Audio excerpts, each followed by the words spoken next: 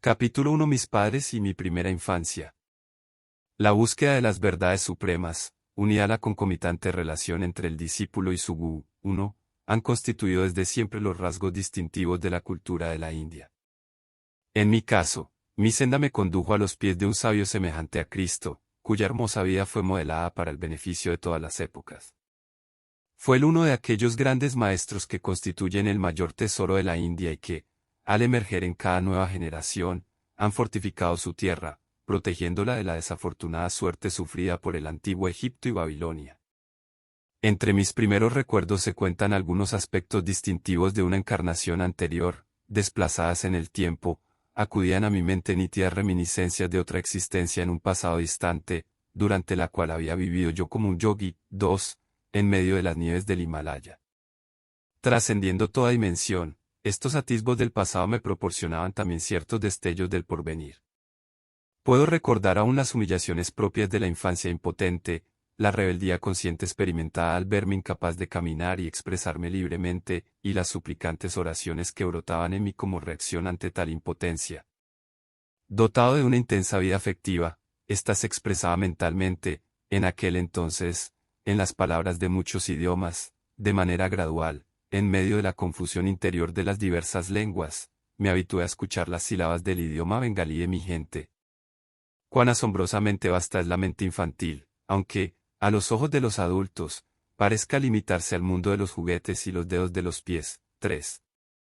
Recuerdo como mis obstinadas crisis de llanto, provenientes de ciertos fermentos psicológicos y de las restricciones de expresión impuestas por mi cuerpo, provocaban la consternación general de la familia ante mi angustia.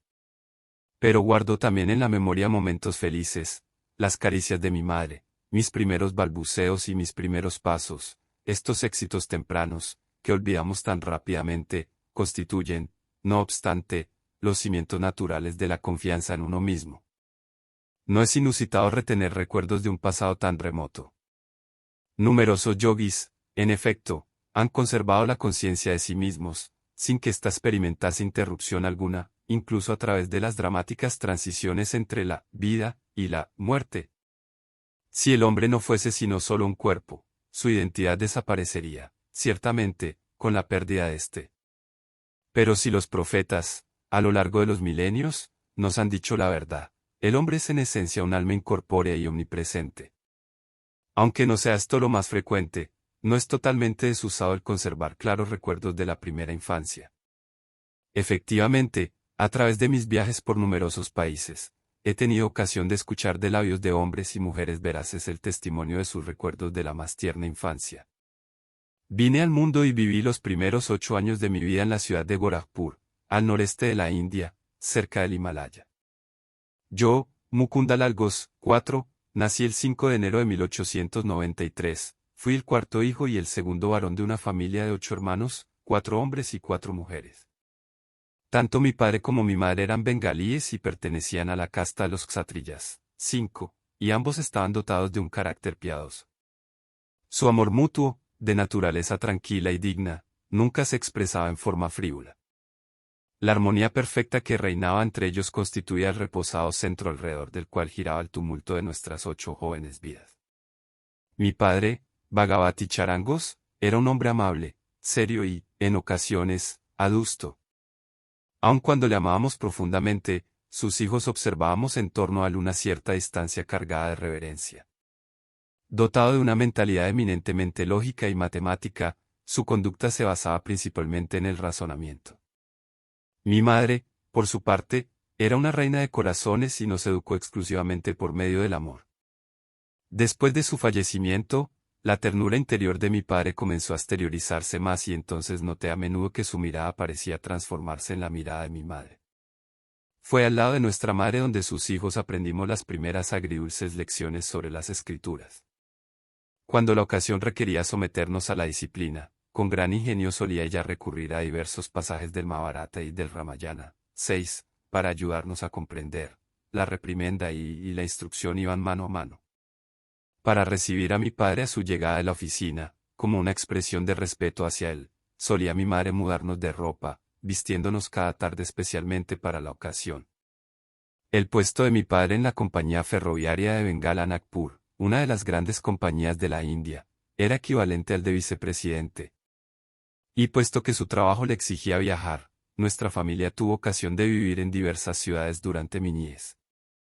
Uno de los rasgos característicos de mi madre era su generosidad hacia los necesitados. Mi padre, por su parte, también era magnánimo, pero a su juicio el uso del presupuesto hogareño no debía escapar a los principios de equilibrio y orden que le eran tan queridos. En cierta ocasión, mi madre gastó en alimentar a los pobres, durante una quincena, una suma superior al ingreso mensual de mi padre. Te ruego tan solo que restrinjas tus caridades a un límite razonable, objetó él. Incluso la más leve censura de su esposo, sin embargo, era para mi madre algo sumamente penoso. Sin referirse ante sus hijos al disgusto conyugal, ella hizo llamar un coche y dijo: «Adiós, me voy a casa de mi madre». ¿Cuán antiguo es este supremo ultimátum? Al oírla, los niños, sobrecogidos de asombro, rompimos a llorar. La oportuna llegada de nuestro tío materno, quien le dio a mi padre algunos consejos al oído, sin duda destilados de una sabiduría ancestral, cambió la situación. Mi padre apeló entonces a mi madre con unas pocas palabras de reconciliación, luego de lo cual despidió ella felizmente el coche. En esta forma concluyó el único conflicto que tuve ocasión de presenciar entre mis padres. Recuerdo, sin embargo, un ejemplo típico de un animado diálogo entre ellos. «Te ruego que me des 10 rupias, para una mujer desamparada que acaba de llegar». La sonrisa de mi madre estaba dotada de un poder persuasivo singular. «¿Por qué 10 rupias? Basta con una sola», respondió mi padre, y agregó como justificación: «Cuando mi propio padre y mis abuelos murieron repentinamente, tuve yo mi primer encuentro con la pobreza. Un pequeño plátano era mi único desayuno, antes de caminar varios kilómetros hasta la escuela.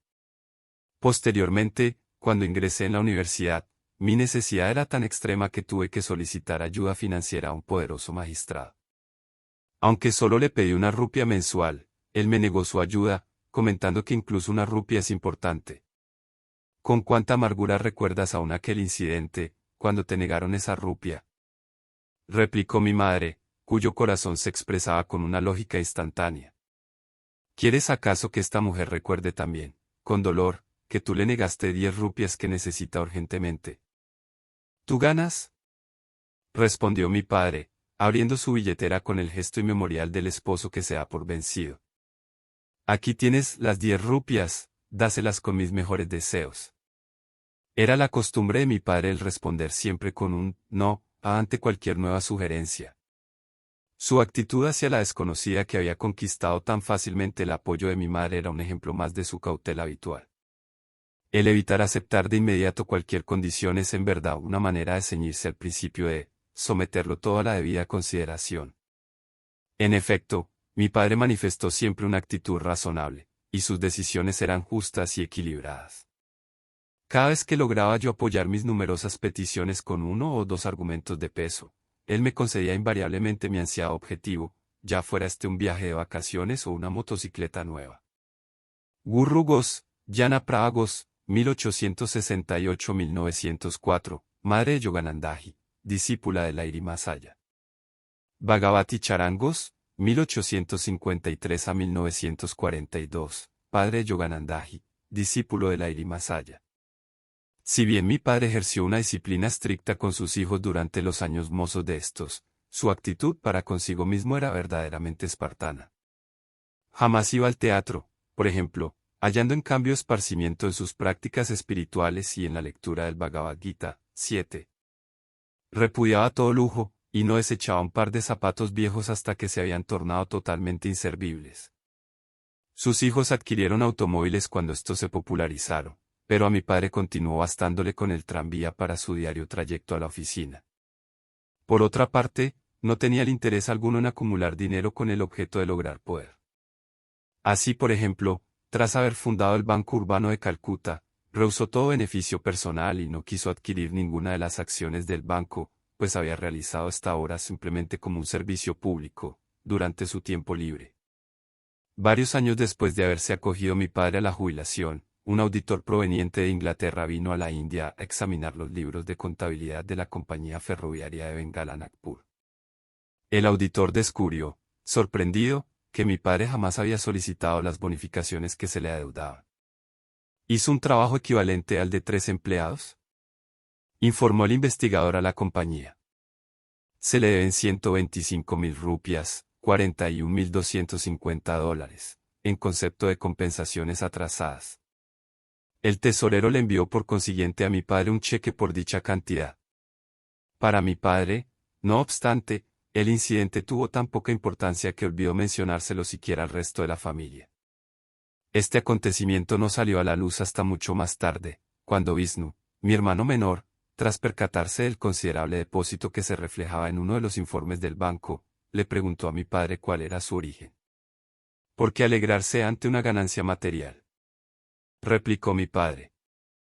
Quien persigue la meta de la ecuanimidad no se regocija ante la ganancia ni se deja deprimir por pérdida alguna, pues sabe que el hombre llega sin dinero a este mundo, y lo abandona también en la misma forma. Poco tiempo después de casados, mis padres se convirtieron en discípulos de Lairi Masaya, el gran maestro de Benares. Esta relación fortaleció el temperamento naturalmente ascético de mi padre. En cierta ocasión, mi madre le hizo una notable confesión a Roma: nuestra hermana mayor, tu padre y yo compartimos el mismo lecho como marido y esposa solamente una vez al año, con el objeto de tener hijos. Mi padre conoció a Lairi Masaya gracias a Vinasbau, 8, empleado de una filial de la compañía ferroviaria Bengala Nagpur, quien solía deleitar mis jóvenes oídos en Gorakhpur con fascinantes relatos acerca de muchos santos de la India. Invariablemente, Vinasbau concluía tales conversaciones brindándole tributo a la suprema gloria de su propio gurú. ¿Escuchaste alguna vez la historia de las circunstancias extraordinarias en las cuales tu padre se convirtió en discípulo de Lairi Masaya?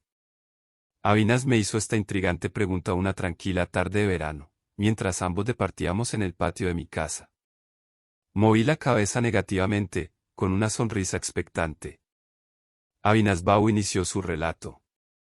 Años atrás, antes de tu nacimiento, le pedí autorización a mi jefe, tu padre, para ausentarme de la oficina durante una semana, con el fin de visitar a mi gurú en Benares. Tu padre ridiculizó mis proyectos. ¿Has de convertirte en un fanático religioso?, me preguntó. Si deseas progresar, concéntrate, más bien, en tu trabajo de la oficina. Al retornar tristemente a casa aquella tarde, me encontré con tu padre en una senda del bosque. Abandonando su palanquín y despidiendo a los sirvientes, unió sus pasos a los míos. Mientras se esforzaba por consolarme, destacando las ventajas de luchar por alcanzar el éxito, yo le escuchaba distraídamente, repitiendo en mi corazón: Lairi Masaya. No puedo continuar viviendo sin verte. Nuestro camino nos condujo a los lindes de una apacible pradera, en la cual ondulaban altas hierbas silvestres, coronadas por los últimos rayos de la tarde. Nos detuvimos, admirados. Y allí, en medio de la pradera, a solo unos pocos metros de distancia, apareció, súbitamente mi gran gurú. Bhagavati, eres demasiado severo con tu empleado. Atónitos, escuchamos estas palabras resonar en nuestros oídos y, después, la figura de Lairi Masaya se desvaneció tan misteriosamente como había aparecido. Tu padre, estupefacto, permaneció inmóvil, mientras yo, cayendo de rodillas, exclamaba: Lairi Masaya. Lairi Masaya. Tras unos instantes, tu padre exclamó: no solamente te autorizo para ausentarte, Avinas, sino que también me autorizo a mí mismo para partir a Benares mañana. Debo conocer a este gran Lairi Masaya, que es capaz de materializar su cuerpo a voluntad con el objeto de interceder por ti. Llevaré a mi esposa conmigo, y le pediré que nos inicie en la senda espiritual. ¿Nos presentarás a tu maestro? Por supuesto. Respondí, lleno de alegría ante la milagrosa respuesta a mi plegaria y la rapidez con que cambió favorablemente el curso de los acontecimientos. Tus padres y yo partimos en tren la noche siguiente y llegamos a Benares al otro día. Tras recorrer cierta distancia en un carruaje tirado por caballos, tuvimos que proseguir a pie a lo largo de estrechas callejuelas hasta llegar a la escondida casa de mi gurú. Atravesando su pequeña antesala, nos inclinamos ante el maestro, que se encontraba sentado en la postura de loto, como era su costumbre. Al vernos, Lairi Masaya parpadeó y, luego, fijando su penetrante mirada en tu padre, le dijo: Bhagavati, Eres demasiado severo con tu empleado. Eran estas las mismas palabras que habíamos escuchado de él 2 días antes, en la pradera. Y agregó: me alegra que hayas permitido a Vinas visitarme, y que tú y tu esposa le hayan acompañado. Tus padres, felices, recibieron de él la iniciación en la práctica espiritual de Kriya Yoga. 10. Y desde aquel memorable día de la aparición, tu padre y yo no solo hemos sido condiscípulos, sino también íntimos amigos. Lairi Masaya, por su parte, manifestó un interés especial en relación con tu nacimiento. Sin duda tu vida está ligada a la suya, las bendiciones del maestro nunca fallan. Lairi Masaya abandonó este mundo poco tiempo después de mi nacimiento. Pero en todas las ciudades a las cuales fue trasladado mi padre por motivos de trabajo, el retrato del maestro, encuadrado en un decorativo marco, ornó siempre nuestro altar familiar. Y muchas fueron las mañanas y las noches que nos encontraron, a mi madre y a mí, meditando ante un santuario improvisado y ofreciéndole flores impregnadas en pasta de sándalo. Así, con incienso y con mirra, y con la devoción de nuestros corazones unidos, honramos a la divinidad que se había expresado plenamente a través de Lairi Masaya. El retrato del maestro tuvo una notable influencia en mi vida. A medida que iba yo creciendo, mi concepto de Lairi Masaya fue creciendo conmigo. En mi niñez, solía ver a menudo su imagen fotográfica emerger del pequeño marco, adoptar una forma viviente y sentarse ante mí durante mis meditaciones. Sin embargo, cuando intentaba yo tocar los pies de su luminosa figura, ésta se transformaba nuevamente en una fotografía. Con el gradual advenimiento de la adolescencia, aquella pequeña imagen suya, confinada en un marco, experimentó también un cambio en mi mente, convirtiéndose en una presencia viviente e inspiradora. Con frecuencia, en momentos de prueba o confusión, solía yo elevar a él mis oraciones, y siempre hallaba en mi interior su guía y apoyo. Y fue así como, aunque anteriormente había lamentado el hecho de que él no se encontrase ya en su forma física, al comenzar a descubrir su secreta omnipresencia dejé atrás toda tristeza. A aquellos discípulos que se manifestaban excesivamente ansiosos de verlo, Lairi Masaya les había escrito con frecuencia lo siguiente: porque habéis de venir a contemplar mi carne y mis huesos, siendo que me encuentro yo siempre al alcance de vuestro kutasta, visión espiritual. Cuando tenía yo alrededor de 8 años de edad, fui sanado en forma milagrosa por Lairi Masaya, cuya gracia se manifestó a través de su fotografía. Este incidente, que intensificó todavía más mi amor por él, ocurrió mientras vivíamos en la ciudad de Ichapur, en Bengala, en donde sufrí un ataque de cólera asiático. Los médicos me habían desahuciado, y me encontraba al borde de la muerte, velando junto a mi lecho. Mi madre me instó frenéticamente a alzar la vista hacia el cuadro de Lairi Masaya que colgaba de la pared sobre mi cabeza. Inclínate ante él mentalmente. Me apremió, sabiendo que me encontraba demasiado débil para levantar siquiera las manos en señal de respeto. Si le manifiestas verdaderamente tu devoción y te arrodillas interiormente ante él, el maestro salvará tu vida. Al elevar la mirada hacia la fotografía, vi una luz cegadora que emanaba de ella, envolviendo mi cuerpo e inundando la habitación entera. Mi recuperación fue total e instantánea, las náuseas y todos los demás síntomas, hasta entonces incontrolables, desaparecieron, y me sentí lo suficientemente fuerte como para inclinarme hasta el suelo y tocar los pies de mi madre, en señal de agradecimiento por su inmensurable fe en su gurú. Ella, por su parte, apoyando una y otra vez su rostro contra el retrato, exclamó: «Oh, cuánto te agradezco, omnipresente maestro, el haber permitido que tu luz sanara a mi hijo». Al escucharla, comprendí que también ella había sido testigo de aquel destello de luz, por cuya intercesión me había yo recuperado al instante de una enfermedad que es generalmente fatal. Una de mis posesiones más preciadas es esa misma fotografía, la cual, habiéndole sido obsequiada a mi padre por el propio Lairi Masaya, está cargada de vibraciones sagradas. La foto tiene un origen milagroso. Su historia me la relató Kali Kumar Roy, condiscípulo de mi padre. Aparentemente, el maestro tenía cierta aversión a dejarse fotografiar. A pesar de sus objeciones, en cierta ocasión le fue tomada una fotografía en compañía de algunos discípulos, entre los cuales se contaba Kali Kumar Roy.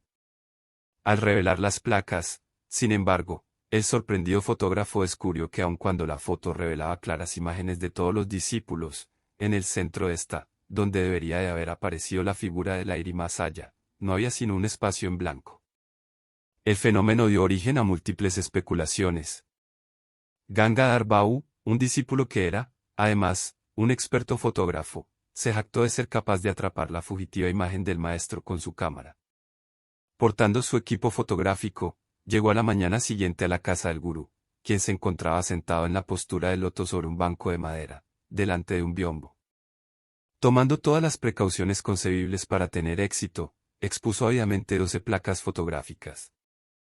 No obstante, pronto descubrió que cada una de ellas contenía solamente las imágenes del taburete de madera y el biombo, pero no así la figura del Lairi Masaya. Quebrantado su orgullo, Gangadhar Bahu acudió al gurú con lágrimas en los ojos. Transcurrieron muchas horas antes de que Lairi Masaya rompiera su silencio, con este significativo comentario. Yo soy espíritu. ¿Puede acaso tu cámara captar al ser invisible y omnipresente? Ya veo que no lo puede hacer, replicó Gangadhar Bahu. Sin embargo, mi corazón ansía poseer una fotografía del templo corporal de vuestra santidad. Solo ahora he comprendido lo limitado que ha sido mi entendimiento, no sabía yo cuán plenamente reside el espíritu en vuestro ser. Ven, pues, mañana por la mañana y posaré para ti, respondió Lairi Masaya. Al día siguiente, el fotógrafo enfocó nuevamente su cámara y en esta ocasión la sagrada figura no se revistió de una misteriosa imperceptibilidad, sino que se reveló nítidamente en la placa fotográfica. Aparentemente, el maestro nunca volvió a posar para ningún fotógrafo, jamás he visto otra fotografía de él. La foto de esta historia se reproduce en el presente libro, 11. Al contemplar el rostro de Lairi Masaya, apenas si puede apreciarse su origen racial, sus armoniosos rasgos faciales son en verdad de un tipo universal. Su enigmática sonrisa revela con sutileza el gozo que surge de la comunión divina. Sus ojos, a la vez entreabiertos y semicerrados, denotan un interés meramente nominal por el mundo externo y, al mismo tiempo, una honda absorción en la bienaventuranza interior. Por completo indiferente a las atracciones mundanas, él se hallaba en todo momento perfectamente consciente de los problemas espirituales de quienes recurrían a su generosa guía. Poco tiempo después de haber sido yo curado mediante el poder de la fotografía de Lairi Masaya, tuve una visión espiritual trascendental. Sentado en mi cama una mañana, entré en un hondo estado de ensoñación, durante el cual un profundo interrogante se impuso en mi mente, ¿qué existe más allá de la oscuridad de los ojos cerrados? En respuesta, una luz fulgurante se manifestó de inmediato ante mi visión interior. Y en la vasta pantalla resplandeciente dentro de mi frente aparecieron, como en diminutas películas, las divinas figuras de santos sentados en la postura de meditación en las grutas de las montañas.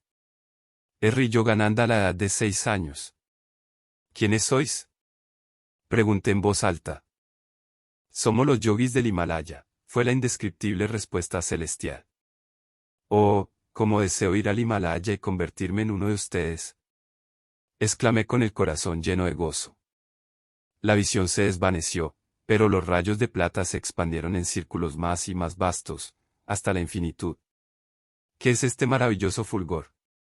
Pregunté. Yo soy Iswara, 12. Yo soy luz, respondió una voz semejante al murmullo de muchas nubes. Quiero unirme a ti, exclamé. Aquel éxtasis divino se desvaneció gradualmente, pero dejó tras de sí un legado permanente, el Señor es gozo eterno, siempre renovado. Esta percepción perduró en mi memoria mucho después de aquella experiencia estática, sirviéndome de inspiración en mi búsqueda de Dios. Guardo de mi infancia otro recuerdo imborrable, incluso en el sentido literal de la palabra, ya que dejó en mí una cicatriz visible hasta el día de hoy. El incidente ocurrió una mañana en el patio de nuestro hogar en Gorakhpur, en donde Uma, mi hermana mayor, y yo estábamos sentados bajo un árbol de neem. Mientras procuraba ella infructuosamente enseñarme a leer en bengalí, yo, por mi parte, prestaba más atención a observar cómo los papagayos devoraban los frutos del árbol de margosa. Quejándose de un divieso que tenía en la pierna, Uma fue a buscar un frasco de ungüento para aliviar la molestia. Al aplicar yo también un poco de la pomada en mi propio brazo, Uma me preguntó: ¿por qué usas un medicamento en un brazo sano? Pues verás, hermanita, siento que mañana voy a tener un forúnculo, por lo tanto, estoy simplemente probando tu ungüento en el lugar en el cual aparecerá. Oh, tú, pequeño embustero. No me llames embustero, hermana, mientras no hayas visto lo que sucederá mañana. Respondí, con indignación.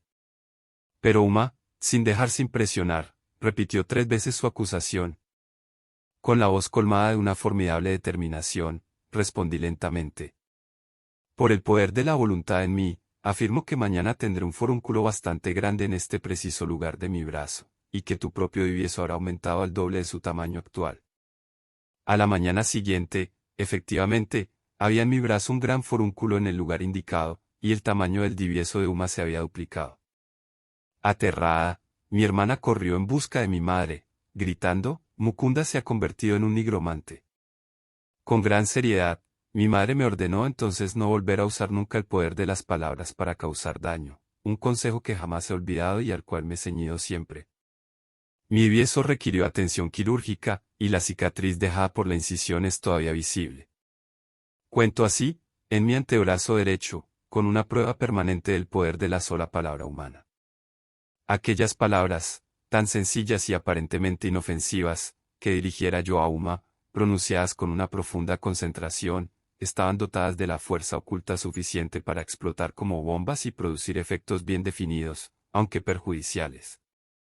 Posteriormente, comprendí que el explosivo poder vibratorio del lenguaje puede ser canalizado en forma sabia, para ayudarnos a superar nuestras dificultades, y que, al manejarlo de este modo, no causa ni cicatrices ni reconvenciones. 13. El balcón de nuestro hogar en la ciudad de Lahore, en el Punjab, donde se había trasladado nuestra familia en aquel tiempo, contaba con un pequeño santuario informal. Habiendo instalado allí un cuadro que adquirí de la Madre Divina, manifestada como la diosa Kali, 14, experimenté la irresistible convicción de que toda oración que elevara en aquel sagrado lugar obtendría la respuesta deseada. Un día, Uma y yo nos encontrábamos en el balcón, observando a 2 niños que encumbraban sus cometas sobre las azoteas de 2 edificios situados frente a nuestra casa, al otro lado de una callejuela extremadamente estrecha. ¿Por qué estás tan callado?, me preguntó Uma, empujándome juguetonamente.